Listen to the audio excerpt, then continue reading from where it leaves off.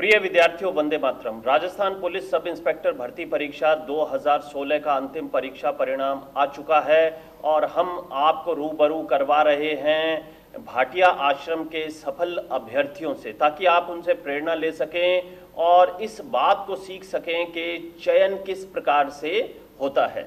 विद्यार्थियों, मेरा ये मानना है कि किसी प्रतियोगी परीक्षा में सफलता का जो आधार है वो ज्ञान है और ज्ञान के साथ साथ प्रतियोगी परीक्षा का व्यवहारिक पक्ष भी है।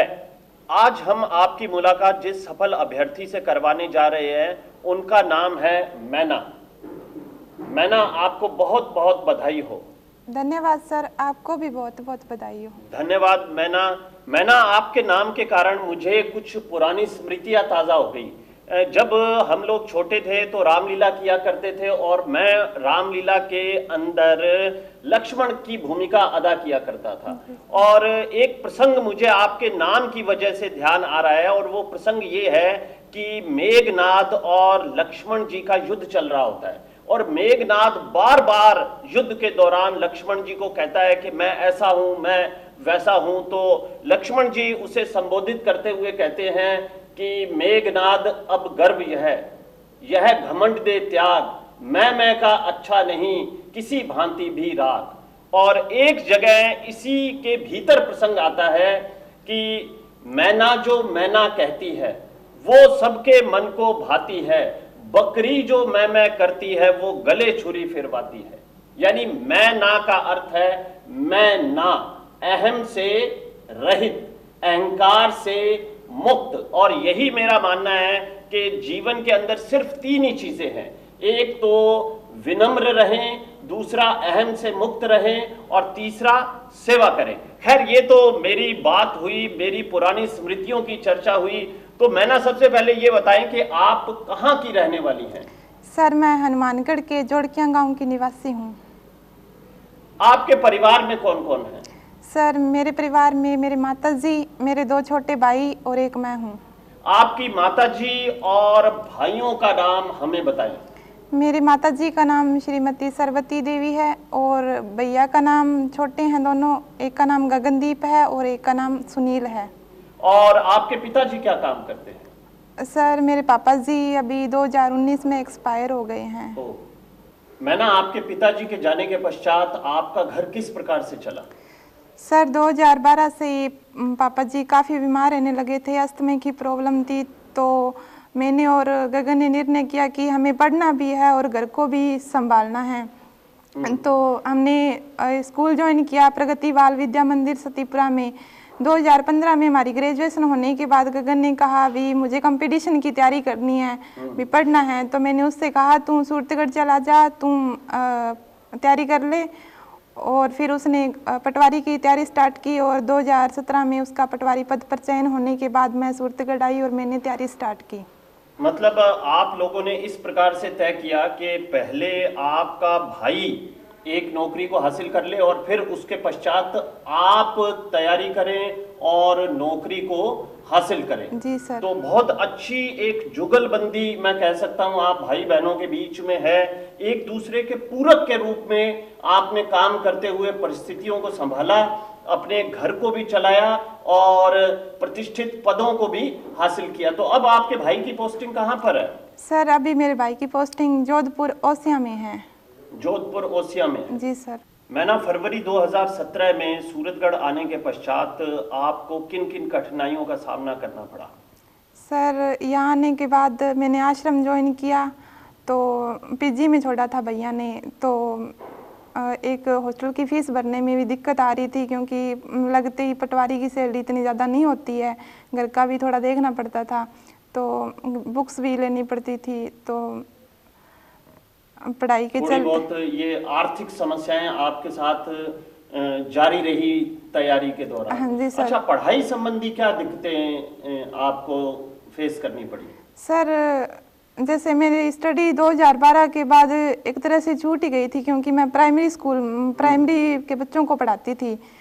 तो 3-4 साल छूट गई थी। तो जैसे ही मैंने यहाँ आई और आश्रम का शेड्यूल देखा तो बुक्स वगैरह को वापस उठाया तो एक बार मुझे काफ़ी हार्ड भी लगा। तो मैंने धीरे धीरे रूटीन बना के और आश्रम का शेड्यूल फॉलो करते हुए अपनी तैयारी को जारी रखा और इस पद पे आज पहुंची हूँ। अच्छा, मुझे ये बताएं कि आप जब आश्रम में आई थी तो आपने आरएएस के बैच में प्रवेश लिया था या सब इंस्पेक्टर के बैच में प्रवेश लिया? सर मैंने आरएएस के बैच में प्रवेश लिया था। आरएएस के बैच में प्रवेश लिया और आपका गोल आरएएस था? हाँ जी सर, आरएएस था। ठीक है। और फिर सब इंस्पेक्टर का फॉर्म आपने कब भरा? सर फॉर्म तो जैसे 2016 में भरे गए थे तो अप्लाई कर दिया था मैंने, तो इतना फोकस नहीं था पहले।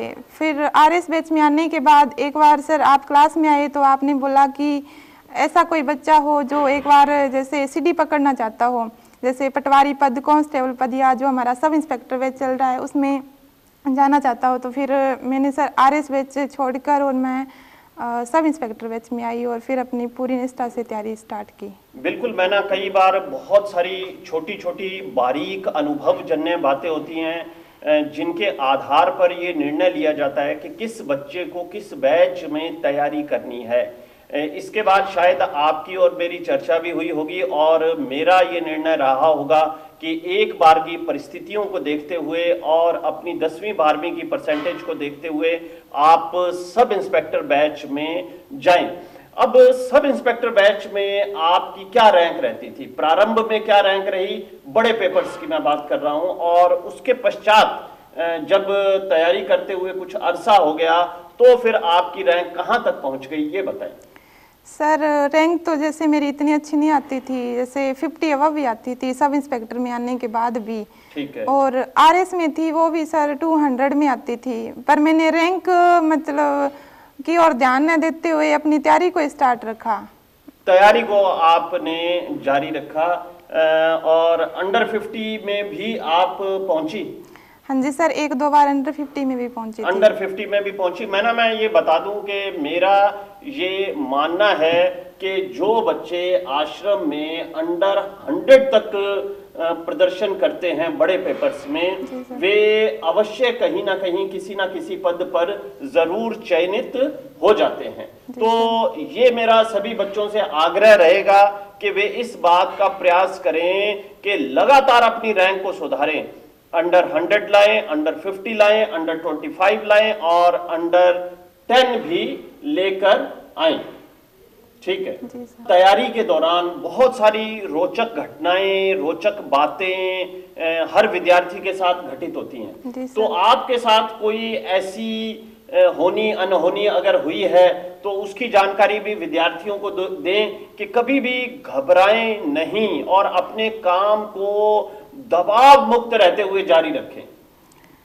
जी सर, एक बार मैं आश्रम से शाम को क्लास छुट्टी थी हमारी, तब मैं जो बीकानेर रोड है उससे मैं जैसे पैदल ही जा रही थी तो मेरा एक छोटा सा एक्सीडेंट हो गया था।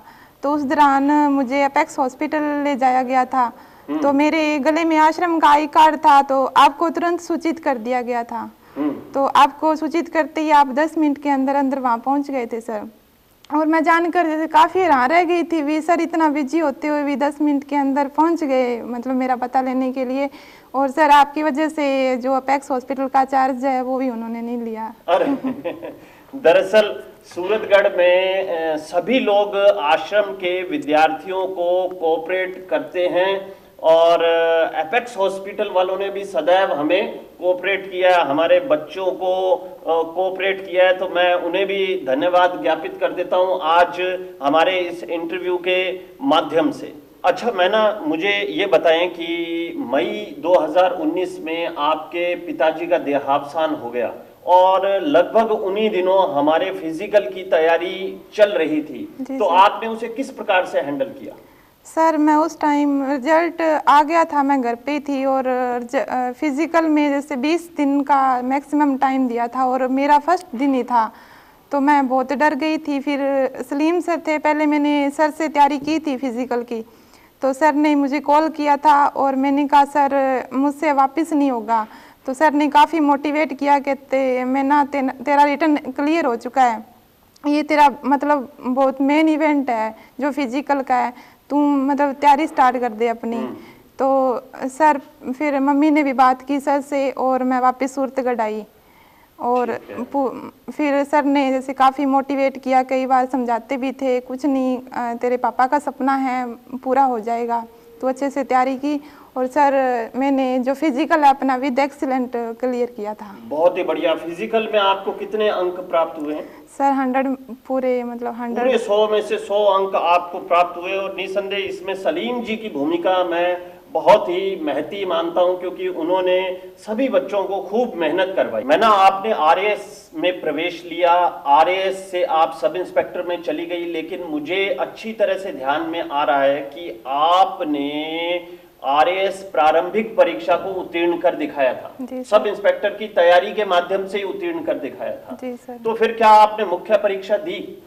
नहीं सर, मैं मुख्य परीक्षा नहीं दे पाई। आप मुख्य परीक्षा क्यों नहीं दे पाए? सर पापा जी को एक्सपायर हुए 20 दिन हुए थे, तो घर वालों ने तो कहा था, पर मैं गई नहीं एग्जाम देने। देखिए, मैं ये मान के चलता हूं कि ये आपकी एक भूल थी। जिस तरह से आपने हिम्मत करके, मेहनत करके सब इंस्पेक्टर की परीक्षा उत्तीर्ण की, अगर आप मुख्य परीक्षा भी दे देती तो आपकी सफलता निश्चित थी। ये मैं मानता हूं। उस समय ये बात मेरे संज्ञान में नहीं थी, अन्यथा मैं आपको पेपर देने के लिए जरूर भेजता।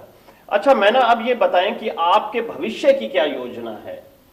जी सर, अब जैसे सब इंस्पेक्टर पद पर चयन होने के बाद मैं नेक्स्ट आरपीएस के लिए प्रयास करूंगी। मतलब पुलिस में ही आप आगे अपने आप को ले जाना चाहेंगी, बड़े पद पर ले जाना चाहेंगी, यानी आरएएस की परीक्षा अभी देनी है? जी सर। मैं ना, आप सब इंस्पेक्टर बन गई, आपका भाई, छोटा भाई गगन पटवारी बन गया, और आपका तीसरा भाई सुनील अब इन दिनों क्या कर रहा है? सर 2012 में हमारा घर है वो बारिश के कारण गिर गया था, कच्चा होने के कारण। तो 2012 में 8th क्लास में था मेरा छोटा भाई, तो सुनील, तो उसे एक फैक्ट्री में काम करना पड़ा था, और जो घर बना था उसका जो कर्जा है उसी ने उतारा था सारा। बहुत बढ़िया, बहुत बढ़िया सुनील। इसका मतलब एक बहुत ही मेहनती बच्चा है। लेकिन अब क्या उसने दोबारा से अपने अध्ययन को आरंभ कर दिया है, जबकि उसकी बहन सब इंस्पेक्टर है, उसका भाई पटवारी है? नहीं सर, काफी समझाया है उसको, फिर भी वो तैयारी स्टार्ट नहीं कर रहा। वो कहता मुझे कोई अच्छा सा काम कर दो। देखिए, मैं ये आग्रह करना चाहूंगा आपसे, जो मेरा व्यक्तिगत अनुभव है वो ये कहता है कि भाई बहन जो हैं आईक्यू वाइज लगभग सेम होते हैं। आपके भाई ने नौकरी हासिल की, आपने नौकरी हासिल की, अगर सुनील भी पढ़ाई करेगा तो अवश्य नौकरी हासिल कर लेगा। ऐसा नहीं हो कि आगे चलकर आप दोनों अपनी पदोन्नति प्राप्त करते हुए बड़े पदों पर पहुंच जाएं और आपका भाई, उसको ये लगे कि वो तो अभी काफी पीछे है। इस बिंदु पर आपको ध्यान रखना होगा, अन्यथा आगे चलकर आप दोनों भाई बहन आक्षेपित होंगे। जी सर, जरूर ध्यान देंगे हम। अब आप और आपके भाई, आप तीनों जो हैं एक उदाहरण हैं, एक एग्जाम्पल हैं सभी के लिए कि विपरीत परिस्थिति में भी काम किया जा सकता है, आगे बढ़ा जा सकता है। जी सर। अब गांव वालों के, परिवार वालों के, रिश्तेदारों के क्या रिएक्शंस आ रहे हैं आपके चयन के पश्चात? सर मेरे सिलेक्शन के बाद गांव से बहुत सारे लोग आए थे मुझे बधाई देने के लिए। बहुत बढ़िया। जी सर, और जिस दिन मेरा रिजल्ट आया था उस दिन मतलब पूरे परिवार के आंखों में मतलब खुशी के आंसू थे। मेरे जीजू है, मेरी सिस्टर है, उनके भी काफी खुश थे सारे ही। बिल्कुल स्वाभाविक है। और आपकी मम्मी की क्या स्टेटमेंट है ये भी बताइए, क्या सोचती हैं वो कि भाई अब आपका सिलेक्शन हो गया है? क्या महसूस उन्होंने किया कि मेरी बेटी जो है वो थानेदार बन गई है? जी सर, वो तो अभी भी जैसे मैं पास में बैठी होती तो मुझे गले लगा के रोने लग जाते हैं आज भी। स्वाभाविक है, क्योंकि एक वे ऐसी माँ हैं जिन्होंने अद्भुत त्याग किया है, तपस्या की है, और जब बच्चे किसी मुकाम पर पहुंच जाते हैं तो माता पिता को बेहद बेहद प्रसन्नता होती है। और आपने अपने पिताजी का भी जो सपना था वो पूरा करके दिखाया है। मैं ना, पिता और पुत्री के जो संबंध होते हैं वो अत्यंत भावनात्मक संबंध होते हैं। जी सर। आपके पिताजी नहीं रहे, लेकिन वो हमेशा आपके लिए, आपके भविष्य के बारे में क्या सोचते थे, ये भी हमारे विद्यार्थियों को बताइए। सर, मेरे पापा एक ही बात कहते थे। मैंने तैयारी स्टार्ट की थी, उसके बाद मैं कहती थी मैं थानेदार नहीं बनूंगी, तो पापा कहते तू कब वर्दी पहनेगी, तू कब वर्दी। मेरा एग्ज़ाम हुआ, मैंने पापा को बताया भी मेरा एग्ज़ाम मतलब अच्छा हो गया, मेरा सिलेक्शन हो जाएगा। तो पापा बीमार थे तो यही बात कहते थे तू वर्दी कब पहनेगी, मुझे तुझे वर्दी में देखना है, ये एक ही बात कहते थे हमेशा।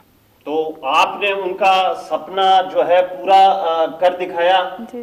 आपको भले ही ये फीलिंग होती हो कि वो आपको नहीं देख पाए वर्दी में, लेकिन मैं आपको ये बताना चाहूंगा कि माता पिता सदैव संतान के साथ रहते हैं, चाहे वो इस धरती पर न रहें, लेकिन फिर भी उनका आशीर्वाद, उनका प्रेम, उनका स्नेह, उनके संस्कार जो है वो बच्चों के साथ चलते हैं। तो वो सदैव आपके साथ हैं और वो आपको सदैव संस्कारवान तरीके से, निष्ठावान तरीके से आगे बढ़ते हुए देखकर बेहद प्रसन्न होंगे। मैना, आप अपने युवा साथियों को क्या संदेश देना चाहेंगी?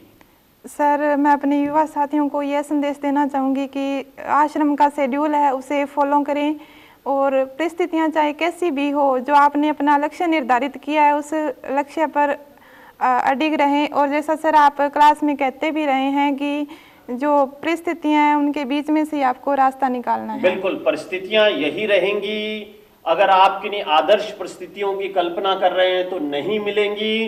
परिस्थितियों के बीच में से ही आपको अपने लिए रास्ता बनाना हो। ये विद्यार्थियों, आज हमने आपकी मुलाकात करवाई मैना से, और मैना ने एससी वर्ग महिला में प्रथम स्थान हासिल किया है, एक बड़ी सफलता अर्जित की है। मैना ने आपको संदेश भी दिया कि जो लक्ष्य आपने निर्धारित किया है उस लक्ष्य को पूर्ण करने के लिए प्रयासरत रहें। और मैना का जो जीवन वृतांत है वो भी यही संदेश देता है कि काम करें, सफलता अर्जित करें। आज के हमारे साक्षात्कार का केंद्र बिंदु था ज्ञान और प्रतियोगी परीक्षा का व्यावहारिक पक्ष। देखिए, प्रतियोगी परीक्षा में सफलता के लिए ज्ञान की आवश्यकता पड़ती है, लेकिन व्यावहारिक पक्ष भी बहुत ही ज्यादा महत्वपूर्ण है। आपने देखा कि किस प्रकार से मैना और उसके भाइयों ने एक दूसरे के पूरक बनकर सफलताएं प्राप्त की। ठीक इसी प्रकार से आप भी सफलता प्राप्त कर सकते हैं, लेकिन आप प्रतियोगी परीक्षा के व्यावहारिक पक्ष को समझें। और सबसे बड़ा व्यावहारिक पक्ष यह है कि इसमें कोई शॉर्टकट नहीं है।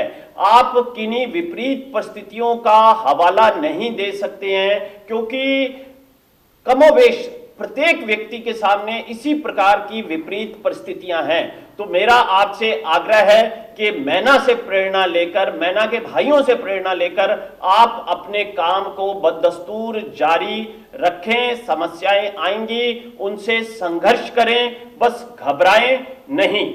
जय हिंद, जय भारत।